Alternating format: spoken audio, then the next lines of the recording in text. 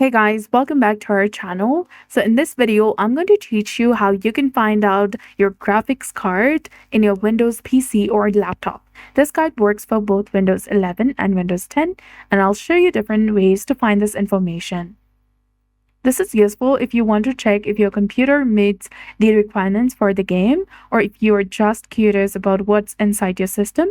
You might also want to know if you're thinking about upgrading your graphics card. So the first method is by using the Settings app. Go to the Windows search bar, search for Settings, or you can tap on this gear icon in the left and go to Settings. Now in the Settings window, click on System, then scroll down and go to About from the left-hand side of the screen. And here you'll see your graphics card information, including the amount of RAM and the name of the card.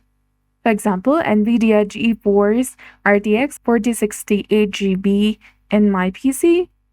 If this method does not work for you, here is a second way. Close the settings window and click on the search bar at the bottom of your screen and type in Device Manager. In the Device Manager window, find Display Adapters and expand the option, and this will show you the name of your graphics card. So that's it. I hope you found this video helpful. If you did, please like, share, and subscribe. Thanks for watching. We'll see you again in the next one.